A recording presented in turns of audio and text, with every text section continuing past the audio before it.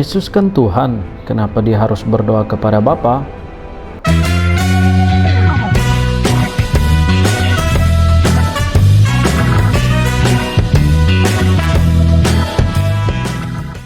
Untuk memahami kenapa Yesus dalam kapasitasnya sebagai Allah di dunia berdoa kepada Bapanya sebagai Allah di surga, kita perlu mengerti bahwa Bapa yang kekal dan Anak yang kekal memiliki hubungan yang kekal sebelum Yesus menjadi manusia. Yohanes 5 ayat 19-27 menjelaskan soal ini, khususnya dalam pasal 5 ayat 23, di mana Yesus mengajarkan bahwa Bapa mengutus Sang Anak, termasuk penjelasan di Yohanes 15 ayat 10. Yesus bukan menjadi anak Allah ketika dia dilahirkan di Betlehem. Dari kekekalan, Yesus senantiasa adalah anak Allah, sekarang dan untuk selama-lamanya. Melalui Yesaya 9 ayat 6, kita diberitahu bahwa seorang putra telah diberikan dan seorang anak dilahirkan. Yesus senantiasa merupakan bagian dari hubungan Tritunggal bersama dengan Roh Kudus. Ketritunggalan selalu ada, Allah Bapa, Allah Anak, dan Allah Roh Kudus. Bukan tiga Allah, namun satu Allah dalam tiga pribadi. Yesus mengajarkan bahwa Dia dan Bapa adalah satu. Yang dimaksudkan Yesus adalah Dia dan Bapa, dan tentunya Roh Kudus memiliki substansi dan esensi yang sama, Allah atau keilahian.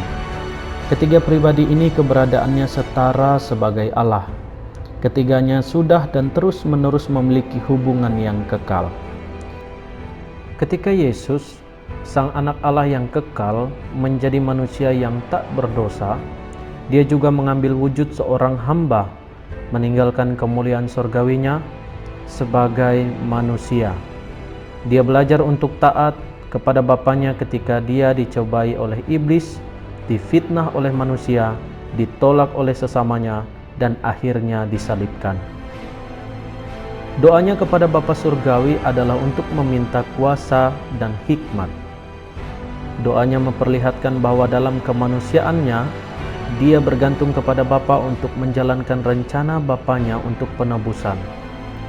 Perhatikan doa Yesus sebagai imam besar dalam Yohanes 17.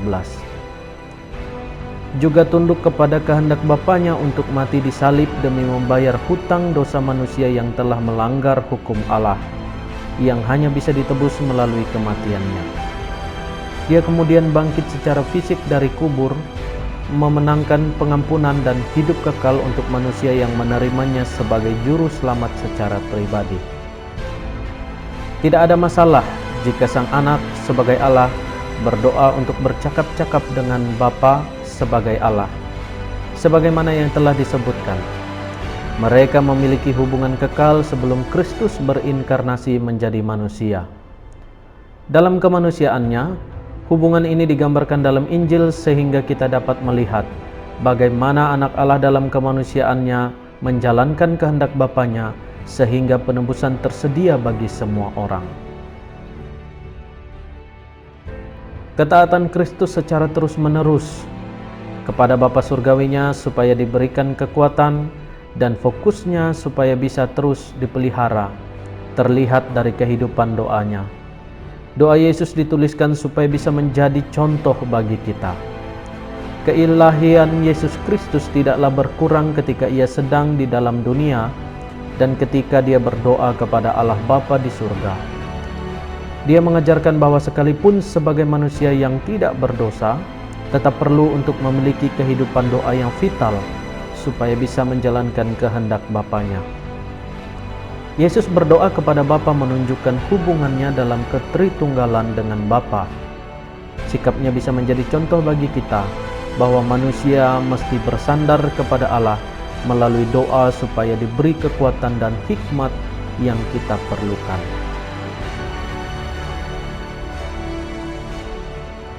Jika Kristus sebagai Allah manusia masih menjalankan kehidupan doanya yang bersemangat, demikian pula lah seharusnya para pengikut Kristus zaman ini.